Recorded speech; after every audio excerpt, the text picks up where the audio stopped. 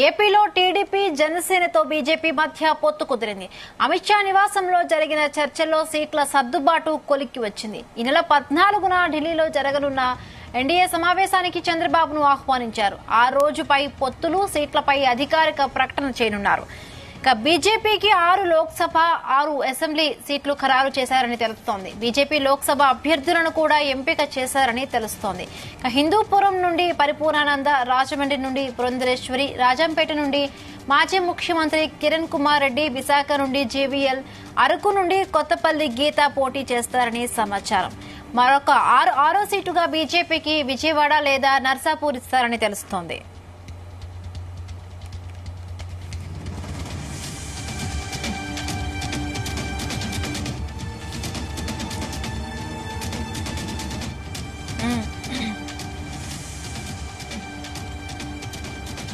Right, ఇదే అంశానికి సంబంధించి మరిన్ని పూర్తి డీటెయిల్స్ మా ప్రతినిధి ప్రసాద్ అడిగి తెలుసుకుందాం. ప్రసాద్, చెప్పండి, ఎన్నికల్లో సీట్ల సర్దుబాటుపై టీడీపీ, జనసేన, టీడీపీ మధ్య ఒక అవగాహన కుదిరినట్టుగా తెలుస్తోంది. ఇక్కడ బీజేపీతో పొత్తుల్లో ఫైనల్ అయినట్టుగా తెలుస్తోంది. మరి సీట్లపై ఎంతసేపట్లో అధికారిక ప్రకటన వచ్చే అవకాశం ఉంది?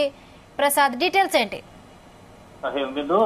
గురువారం సాయంత్రం ప్రారంభమైన ఈ ప్రక్రియ దాదాపు 48 గంటలు పట్టిందని చెప్పుకోవచ్చు. మనం దాదాపు ఒక దశలో అయితే ఏదైతే ఢిల్లీలో చంద్రబాబు, పవన్ కళ్యాణ్ కూడా అమిత్ షా మళ్ళీ తిరిగి చర్చలు జరిపేందుకు కూడా వెయిట్ చేయాల్సిన పరిస్థితి వచ్చింది. ఈ నేపథ్యంలో ఒక విధమైన ప్రతిష్టంభన ఏర్పడుతుందని చెప్పి కూడా ఒక అనుమానాలు అయితే ఏర్పడ్డాయి. ఎట్టగలకు చూసి కనుక ఈ కొద్దిసేపటి నుంచి కూడా దాదాపుగా ఈ పొత్తు ఖరారైనట్టుగా మాత్రం స్పష్టత అయితే వచ్చింది.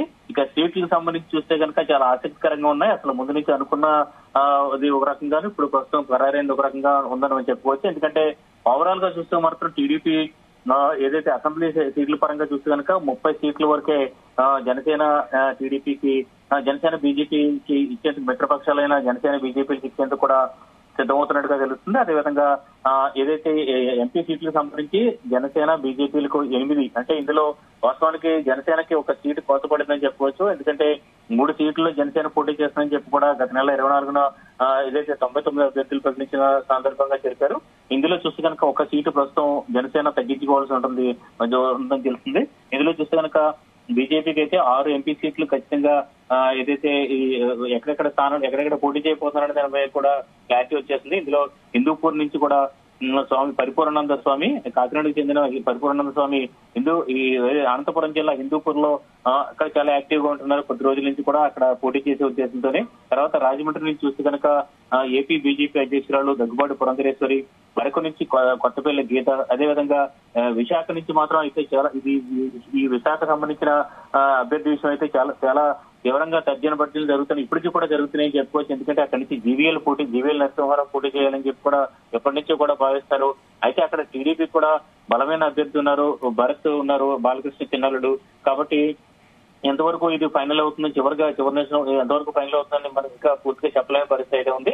అదేవిధంగా నర్సాపురం సంబంధించి చూస్తే కనుక ఏదైతే మాజీ ఎంపీ రఘురామకృష్ణరాజు బీజేపీ నుంచి పోటీ చేస్తారని చెప్పి కూడా, లేదంటే ఒక బీసీ అభ్యర్థిని అక్కడ బీజేపీ బరిలో దింపబోతుందని చెప్పి కూడా అవకాశాలు అయితే కనిపిస్తున్నాయి. ఇక చూస్తే కనుక రాష్ట్ర రాజకీయాలకు ఒక సెంటర్ ఆఫ్ అట్రాక్షన్ గా ఉన్న విజయవాడ నుంచి కూడా బీజేపీ పోటీ చేయాలని చెప్పి కూడా భావిస్తాయి. ఇప్పటికే అక్కడ టీడీపీ సంబంధించి అంటే కేసినేని నాని సోదరుడు కేసినేని చిన్ని కూడా అక్కడ టికెట్ ప్రకటించిన పరిస్థితి అయితే ఉంది. అయితే మొత్తమే చూస్తే కనుక ఈ మొత్తం 8 ఎంపీల్లో చూస్తే కనుక మరోవైపు జనసేన సంబంధించి చూస్తే కనుక పవన్ కళ్యాణ్ అయితే కాకినాడ నుంచి ఎంపీగా పోటీ చేస్తారని చెప్పి కూడా స్పష్టమైన సంకేతాలు అయితే అందుతున్నాయి. ఎందుకంటే వాస్తవానికి పవన్ కళ్యాణ్ పిఠాపురం ఎమ్మెల్యేగా పోటీ చేద్దాం అనుకున్నారు. అయితే మారిన పరిస్థితులు, రానున్న 5 ఏళ్లకు సంబంధించి పరిస్థితి చూస్తే కనుక మరోసారి మోడీ ప్రభుత్వం ఏర్పడే అవకాశాలు ఉన్నాయని చెప్పి కూడా సంకేతాలు వస్తున్నాయి. ఈ నేపథ్యంలో పవన్ కళ్యాణ్ కేంద్ర మంత్రిగా తీసుకోవాలని చెప్పి కూడా బీజేపీ పెద్దలు భావిస్తున్నట్టుగా అర్థమవుతుంది. ఆ క్రమంలోనే పవన్ కళ్యాణ్ ఖచ్చితంగా కాకినాడ నుంచే పోటీ చేసే అవకాశాలు అయితే ఎక్కువగా కనిపిస్తున్నాయి. అదే చూస్తే కనుక కాకినాడకు సంబంధించి పవన్ కళ్యాణ్ కూడా ఒక సేఫెస్ట్ ప్లేస్. ఇక్కడ చూస్తే కనుక గత 3 ఎన్నికల నుంచి కూడా చూస్తే 7 నియోజకవర్గాలు ఉన్న కాకినాడ పార్లమెంట్ పరిధిలో కాపులు బలమైన ఓటు బ్యాంక్ గా ఉన్నారు, ఓటర్లుగా ఉన్నారు. గతంలో ప్రజారాజ్యం తరఫు నుంచి కూడా ప్రజారాజ్యం తరఫున ఏదైతే ప్రజారాజ్యం తరఫున కూడా చాలా ఎక్కువ ఓట్లు రావడం జరిగింది. అదేవిధంగా గత ఎన్నికల్లో కూడా చూసుకున్నా కూడా టీడీపీ జనసేన 2 కలిపితే దాదాపు వైసీపీ కంట 1,00,000 ఓట్ల పైగా రావడం జరిగింది. ఈ క్రమంలో ఈ పరిణామాలన్నీ బేరీజు వేసుకుని పవన్ కళ్యాణ్ కాకినాడ పార్లమెంట్ లోక్సభ స్థానాన్ని ఎంచుకున్నట్టుగా తెలుస్తుంది. అదేవిధంగా చూస్తే కనుక ఎమ్మెల్యే సీట్లకు సంబంధించి చూస్తే కనుక బీజేపీకి ఇవ్వబోతున్న ఎమ్మెల్యే సీట్లకు సంబంధించి చూస్తే కనుక గతంలో అంటే 2014 నుంచి 19 వరకు కూడా ఏదైతే టీడీపీ ఏదైతే ఎన్డీఏ 1 లో కంటిన్యూ ఉన్న సమయంలో 4 చోట్ల బీజేపీ గెలుపొందడం జరిగింది రాష్ట్రంలో. విశాఖ ఉత్తరం, అదేవిధంగా రాజమండ్రి సిటీ నియోజకవర్గం, అదేవిధంగా చూస్తే కనుక తాడేపల్లిగూడెం, అదేవిధంగా కృష్ణా జిల్లా కైకలూరు, ఈ 4 నియోజకవర్గాల్లో కూడా బీజేపీ అభ్యర్థులు అప్పట్లో గెలిచారు. ఇప్పుడు మళ్ళీ అదే సీట్లు అడిగితే మాత్రం కొంత ఇప్పటికే టీడీపీకి సంబంధించి ఇప్పటికే ఇందులో కొన్ని సీట్లు ప్రకటించడం జరిగింది. వాస్తవం రాజమండ్రి సిటీ నుంచి కూడా ఇప్పటికే ఆదిరెడ్డి శ్రీనివాసన్ కూడా ప్రకటించిన పరిస్థితి అయితే ఉంది. మొత్తం మీద ఈ పరిస్థితుల నేపథ్యంలో అంటే ప్రస్తుతానికి అయితే మాత్రం ఈ పొత్తు ఖరారైనట్టుగా కూడా ఏదైతే ఢిల్లీ కేంద్రంగా స్పష్టత వచ్చింది. అయితే చూస్తే కనుక ఎన్ని సీట్లు ఉంటాయి, ఎక్కడెక్కడ పోటీ చేస్తారనేది కూడా ఏదైతే మరి కొద్ది గంటల్లోనే వచ్చే అవకాశం అయితే అనిపిస్తుంది. ఆన్లైన్ ద్వారా ట్విట్టర్ ద్వారా ప్రకటించే అవకాశం అయితే కనిపిస్తుంది.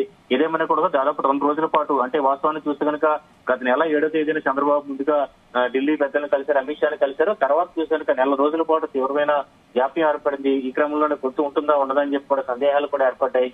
తర్వాత మళ్ళీ నెల రోజుల తర్వాత ఈ నెల 7వ తేదీన ఏదైతే చంద్రబాబు ఢిల్లీ వెళ్ళడం జరిగింది. గురువారం సాయంత్రం నుంచి ప్రారంభమైన ఈ చర్చలు ఎట్టకేలకు 48 గంటల తర్వాత ఒక స్పష్టత వచ్చాయని చెప్పొచ్చు. పొత్తు కుదిరినట్టుగా కూడా స్పష్టత వచ్చింది. అయితే సీట్లకు సంబంధించి చివరి వరకు కూడా మార్పులు జరిగే అవకాశం అయితే వస్తుంది. ఎందుకంటే చంద్రబాబు కూడా చెప్తున్నారు, ఎక్కువ సీట్లు తీసుకున్నప్పటికీ కూడా అది ఏదైతే విజయ అవకాశాలు లేకపోతే వైసీపీకి అనుకూలంగా మారుతాయని చెప్పి కూడా చెప్తున్నారు.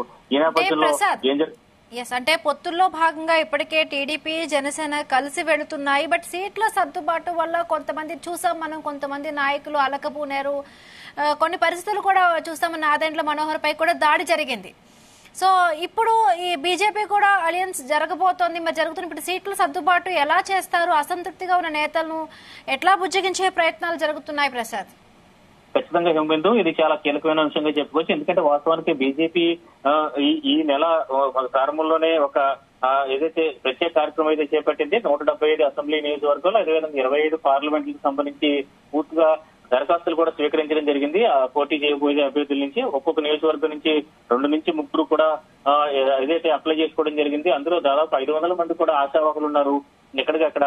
ఇందులో చూస్తే కనుక ప్రస్తుతం చూస్తే కనుక 6 ఎంపీ, అదేవిధంగా 6 ఎమ్మెల్యే, దాన్ని బట్టి చూస్తే కనుక ఖచ్చితంగా ఏదైతే 12 మందికి మించి వచ్చే అవకాశం లేదు. ఇందులో ఎవరెవరు ఉంటారు అంటే ఇప్పుడు రాష్ట్ర వ్యాప్తంగా కొంత ప్రజాదరణ ఉండి ఏదైతే సొంతంగా గ్లామర్ ఉండి పార్టీ పరంగా ఇమేజ్ కూడా ఉన్న వస్తారా. ఎందుకంటే ఇందులో చూసుకుంటే దగ్గుబాటి పురంధరేశ్వరి గత నుంచి కూడా ఎన్టీఆర్ కు రాజకీయ వారసురాలుగాను, అదేవిధంగా చూస్తే కనుక గతంలో కాంగ్రెస్ లోను ఏదైతే కేంద్ర మంత్రిగా పనిచేశారు. రాష్ట్ర వ్యాప్తంగా ఒక ఇమేజ్ ఉన్న నేత, మహిళా నేత కాబట్టి దగ్గుబాటి పురంధరేశ్వరి కావచ్చు, లేదంటే మాజీ సీఎం కిరణ్ కుమార్ రెడ్డి బీజేపీలో చేరిన తర్వాత కూడా కొంత సైలెంట్ గా ఉన్నారు. అయినప్పటికీ కూడా రాజంపేట నుంచి కిరణ్ కుమార్ రెడ్డిని బరిలోకి దింపే అవకాశం అయితే ఉంది. అదేవిధంగా కొత్తపల్లి గీత అరకు నుంచి కూడా పోటీ చేయాలని ఏదైతే దాదాపుగా ఖరారైంది. కొత్తపల్లి గీత కూడా గతంలో వైఎస్ఆర్సీపీ ఎంపీగా చేసి తర్వాత బీజేపీలో చేరడం జరిగింది.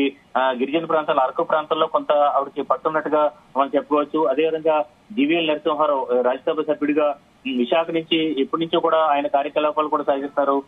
ఇలా ఏదైతే కొంతమంది బీజేపీ అంటే బార్న్ బీజేపీగా చెప్పుకోవచ్చు. అంటే ముందు నుంచి ఆర్ఎస్ఎస్ కార్యకలాపాల్లో ఉండి ఇప్పటి వరకు కూడా కొనసాగుతున్న వారు చూస్తే కనుక రాజమండ్రి నుంచి మాజీ అధ్యక్షుడు సోము వీర్రాజు ఇలాంటివంతా ముందు నుంచి ఉన్న బీజేపీలో ఉన్నవారు ఉన్నారు. అదేవిధంగా మధ్యలో ఇప్పుడు బీజేపీలో చేరుతున్న వారు ఉన్నారు.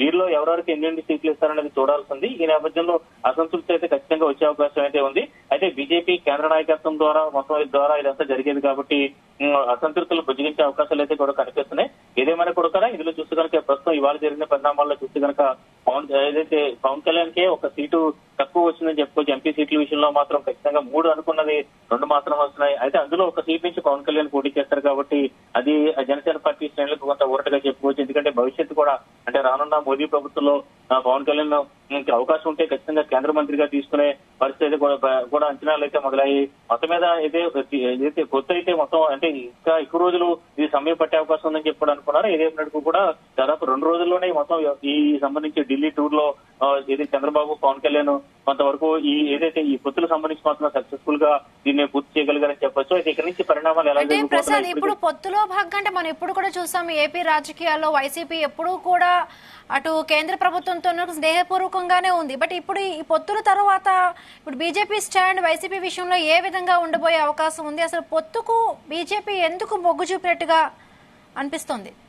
ఖచ్చితంగా, ఎందుకంటే వైసీపీ విషయంలో ఇప్పుడు చూస్తే కనుక ఏదైతే 2019లో ప్రభుత్వం ఏర్పడినప్పటికీ కూడా సీఎం జగన్ స్పష్టంగా చెప్పారు, ఢిల్లీ వేదికగానే చెప్పారు. ఎందుకంటే కేంద్రంలో అనుకున్న స్థాయి అంటే రాష్ట్రం సంబంధించి 22 మంది ఎంపీలు గెలవడం జరిగింది, లోక్సభ సభ్యులు వైఎస్ఆర్సీపీ నుంచి 2019లో. అప్పట్లో చూస్తే కనుక ఏదైతే సీఎం జగన్ కూడా చెప్పడం జరిగింది, కేంద్ర ప్రభుత్వం మన మీద ఆధారపడి లేదు కాబట్టి కొంత సానుకూలంగానే వెళ్తూ కేంద్రంతో సానుకూలంగానే వెళ్తూ మన రాష్ట్రానికి రావాల్సిన ఏదైతే విభజన హామీలు కావచ్చు ఇవన్నీ కూడా సాధించుకోవాల్సిన అవసరం ఉందని చెప్పి కూడా సీఎం జగన్ చెప్పడం జరిగింది. దీంతో కొంత ఇప్పుడు కూడా బీజేపీకి వైసీపీకి మధ్యన ఏదైతే ఘర్షణ వాతావరణం కానీ నువ్వా నేనంత వాతావరణం అయితే కూడా కనిపించలేదు. దీన్ని కూడా కాంగ్రెస్ పార్టీ కావచ్చు, లేదంటే ఇప్పుడు ప్రస్తుతం ఏపీ కాంగ్రెస్ అధ్యక్షురాలు వైఎస్ షర్మిల కావచ్చు, ఇవి కూడా చాలా సూటిగా టార్గెట్ చేస్తూ వస్తున్నారు. బీజేపీ వైసీపీ కూడా ఒకటే అని కూడా టార్గెట్ వస్తున్న పరిస్థితి అయితే ఉంది. దీనికి సంబంధించి చూస్తే కనుక కేంద్రం కూడా చాలా కీలకమైన బిల్లులు ఈ 5 ఏళ్లలో చాలా కీలకమైన బిల్లులు కూడా రాజ్యసభలో కావచ్చు లోక్సభలో కావచ్చు ఆమోదించగలిగింది. ఏదైతే ఆర్టికల్ 370 రద్దు కావచ్చు, లేదంటే ఏదైతే త్రిపుల్ తలాక్ విషయం కావచ్చు, లేదంటే ఇది మహిళా రిజర్వేషన్ బిల్ కావచ్చు, ఇవన్నీ కూడా వాటిల్లో కొంత వైసీపీ సపోర్ట్ చేస్తుందని చెప్పాలి. ఈ నేపథ్యంలో కొంత వైసీపీకి పట్ల బీజేపీ కొంత సానుకూల వైఖరి ఉందని చెప్పి కూడా ఇప్పటికే రాజకీయంగా అంటే ప్రత్యర్థి రాజకీయ పార్టీలు కూడా ముఖ్యంగా కాంగ్రెస్ తో పాటు వామపక్షాలు కూడా విమర్శిస్తూ ఉంటాయి. దీన్ని ఇప్పుడు బీజేపీ అయితే పూర్తిగా ఇప్పుడైతే టీడీపీ వైపు మొగ్గు చూపింది. తన పాత పార్ట్నర్ ను కూడా మరొకసారి ఎన్డీఏలోకి ఆహ్వానిస్తున్న పరిస్థితి అయితే ఉంది. దీన్ని ఏదైతే రాష్ట్రంలో ఆంధ్రప్రదేశ్ ప్రజలు ఎలా చూస్తారో చూడాల్సింది. ఇప్పటికే చాలా వరకు అంటే మేధావులు కావచ్చు, మాజీ ఎంపీ ఉండవెల్లి కావచ్చు, వీరందరూ కూడా చాలా వరకు ముందు నుంచి కూడా విమర్శిస్తూ ఉన్నారు. సీఎం జగన్ ఖచ్చితంగా బీజేపీతో పోరాడాల్సి ఉంది. ఇక్కడ కేంద్రంపై ఖచ్చితంగా ఇప్పుడు అసెంబ్లీ పార్లమెంట్ ఎన్నికలు ఒకేసారి ఇప్పుడు ఏపీ రాష్ట్రానికి అటు కేంద్రంలో కూడా ఎన్నికలు రాబోతున్నాయి. సో ఈ పొత్తుల వల్ల ఇప్పుడు రాజకీయ సమీకరణాలు ఎలా మారబోయే అవకాశం ఉంది ప్రసాద్? ఖచ్చితంగా చూస్తే కనుక ఇది చాలా ఇప్పుడు ఇక్కడి నుంచి అంటే ఇప్పటి వరకు జరిగింది రాజకీయాలు ఒకటి, ఇక్కడ నుంచి జరగబోయే రాజకీయాలు ఒకటి మనం చెప్పుకోవచ్చు. ఎందుకంటే చూస్తే కనుక ఇప్పటి వరకు చూస్తే కనుక సర్వేలు కూడా ఇప్పటి వరకు జాతీయ స్థాయిలో జరుగుతున్న సర్వేలు కావచ్చు, ఇవన్నీ కూడా వైసీపీకి కొంత అనుకూలమైన వాతావరణాన్ని చూపిస్తున్నాయి. అయితే ఇక్కడ చూస్తే కనుక ఇప్పుడు ప్రస్తుతం ఏదైతే ఈ చంద్రబాబు మరొకసారి రాష్ట్ర అభివృద్ధి కోసం తాను బీజేపీతో కలిశానని చెప్పి ఎన్డీఏలో చేరుతానని చెప్పి చంద్రబాబు మళ్ళీ ఆ నినాదాన్ని కూడా ఇప్పటికే ప్రారంభించడం జరిగింది. దీన్ని రాష్ట్ర ప్రజలు ఎంతవరకు విశ్వసిస్తారో చూడాల్సింది. ఎందుకంటే గతంలో 2014 నుంచి 19 వరకు జరిగిన ఏదైతే ఈ ప్రభుత్వంలో ND1 లో చంద్రబాబు కొంతవరకు సాధించగలిగారు అనుకున్నవి తర్వాత రాజకీయంగా అంటే రాష్ట్ర ప్రయోజనాల కోసం వివరించారని చెప్పి కూడా టీడీపీ చెప్తుంది. అయితే ఇప్పటికే బీజేపీ వైసీపీ నుంచి చూస్తే కనుక ఇప్పటికే ఎదురుదాడి ప్రారంభమైంది.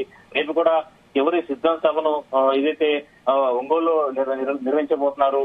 ఈ నేపథ్యంలో సీఎం జగన్ ఈ పొత్తులపై ఎలాంటి కామెంట్స్ చేస్తారో చూడాల్సింది. వైసీపీ నాయకులు కావచ్చు ఇప్పటికే చూస్తే ఎంపీ విజయసాయి రెడ్డి లాంటి వాళ్ళు నేరుగా చెప్తున్నారు, ఎంతమంది కలిసి వచ్చినా కూడా రాష్ట్రంలో ఖచ్చితంగా వైఎస్ఆర్సీపీదే అధికారం అని చెప్పి కూడా చెప్తున్న పరిస్థితి అయితే ఉంది. దీన్ని రాష్ట్ర ప్రజలు ఎంతవరకు అంటే కొంత అర్బన్ ఓటర్లు ఒకరాగాను రూరల్ ఓటర్లు ఒకరాగాను రిసీవ్ చేసుకునే అవకాశం కనిపిస్తుందని చెప్పి కూడా ఇప్పటికే రాజకీయ విశ్లేషకులు భావిస్తున్న పరిస్థితి అయితే ఉంది. ఏదేమైనా చూడాల్సిందే. మొత్తమే చూస్తే కనుక ఓవరాల్ గా చూస్తే కనుక 2 రోజుల్లోనే ఇది పొత్తుల వ్యవహారం అయితే ఖరారైందని చెప్పుకోవచ్చు. అదేవిధంగా చూస్తే కనుక సీట్లకు సంబంధించి కూడా చూస్తే కనుక టీడీపీ శ్రేణులు కొంత ఊపిరి పీల్చుకునే విధానాలాగే ఎంతవరకు, ఎందుకంటే దాదాపు 30 అసెంబ్లీ అదేవిధంగా 8 పార్లమెంట్ అంటే అనుకున్న కంటే తక్కువగానే కొంతవరకు కూడా గౌరవప్రదంగానే ఇచ్చారు. టీడీపీ కూడా గౌరవప్రదంగానే సీట్లలో పోటీ చేయబోతుందని చెప్పి కూడా టీడీపీ శ్రేణులు కూడా ఊపిరి పీల్చుకునేలా ఉన్నాయి. అయితే ఇక్కడి నుంచి మాత్రం రేపటి నుంచి అయితే ఏపీ రాజకీయాలు అయితే మరో టర్న్ తీసుకోబోతున్నాయని చెప్పుకోవచ్చు. 3 పార్టీలు, ఎందుకంటే ఇప్పుడు వరకు కూడా చూస్తే కనుక 2 పార్టీలతో వస్తున్నామని చెప్పి కూడా చంద్రబాబు ప్రకటించారు, చంద్రబాబు పవన్ కళ్యాణ్ ప్రకటించారు. ఇప్పుడు 3 పార్టీలు కూడా కలిసి పోటీ చేయబోతున్న నేపథ్యంలో ఎలాంటి నినాదాన్ని ఇప్పుడు ఏపీ ప్రజలకు వినిపిస్తారో చూడాల్సింది. రైట్, అంటే ఇప్పుడు టీడీపీ బీజేపీ పొత్తు వల్ల ఇప్పుడు వైసీపీకి రాష్ట్రంలో ఎటువంటి పరిస్థితి ఎదుర్కోబోయే సిచ్యువేషన్స్ ఉండొచ్చు ప్రసాద్? అది టీడీపీ నాయకులు కూడా బహిరంగంగా చెబుతుంది. ఎందుకంటే వైసీపీ ఎక్కడికక్కడ బలంగా ఉంది. ఎన్నికల సమయంలో వైసీపీని ఎదుర్కోవాలంటే ఖచ్చితంగా కేంద్రం బీజేపీ మద్దతు ఉండాలి, ముఖ్యంగా కేంద్రం మద్దతు ఉండాలి. మోడీ లాంటి ఒక ఏదైతే అగ్రనేత ఏదైతే అండ ఉండాలని చెప్పి కూడా టీడీపీ శ్రేణులు అంతర్గతంగా కావచ్చు, బహిరంగంగా కావచ్చు కొన్ని చోట్ల చెప్తున్న పరిస్థితి అయితే ఉంది. ఈ నేపథ్యంలో ఇప్పుడు బీజేపీ కూడా జతకట్టిన నేపథ్యంలో చంద్రబాబు అయితే ఎక్కువగా రాష్ట్ర ప్రయోజనాల కోసమే తాను ఈ బీజేపీతో మళ్ళీ కలిశానని చెప్పి కూడా ఏదైతే ఆ నినాదాన్ని తీసుకునే అవకాశం అయితే కనిపిస్తుంది. ఇక ఏదైతే జనసేన అధినేత పవన్ కళ్యాణ్ కూడా స్వయంగా చెప్పడం జరిగింది, తాను చాలా మదన పడ్డాను, అసలు కేంద్రం నుంచి కొంత తనపై కొంత కేంద్ర పెద్దలు తన పట్ల కొంత సీరియస్ కూడా అయ్యారు ఈ విషయంలో అని చెప్పి కూడా పవన్ కళ్యాణ్ స్వయంగా చెప్పడం జరిగింది. ఏదేమైనప్పటికీ కూడా ఈ పొత్తులకు సంబంధించి ప్రభావం అయితే ఇప్పుడు వైసీపీ అయితే పూర్తిగా మరింత దూకుడుగా వెళ్లే అవకాశం అయితే ఉంది. ఈ నేపథ్యంలో రేపు జరగబోతున్న చివరి సిద్ధం సభలో సీఎం జగన్ ఈ పొత్తులకు సంబంధించి ఈ మూడు పార్టీలకు వైపు వైఎస్ఆర్సీపీ ఒకవైపు అనే విధంగా రాష్ట్ర ఎన్నికల బరి సిద్ధమైంది. దీన్ని సీఎం జగన్ రేపు ఎలాంటి నినాదం వినిపిస్తారన్నది చూడాల్సి ఉంది. ప్రస్తుతానికైతే మాత్రం ఏదైతే ఈ త్వరలోనే అంటే ఒకటి రెండు రోజుల్లోనే సంబంధించి క్లారిటీ అయితే అంటే సీట్లకు సంబంధించి ఎవరెవరు ఎక్కడ పోటీ చేస్తారన్నది మాత్రం ఎంపీ సీట్లు సంబంధించి ఢిల్లీలోనూ అదేవిధంగా ఎమ్మెల్యే సీట్లు ఏదైతే బీజేపీ ఖండించిన 6 సీట్లు అనేది రాష్ట్రంలోనే ఖరారయ్యే అవకాశం కనిపిస్తుంది. Right, thank you Prasad, thanks for the updates.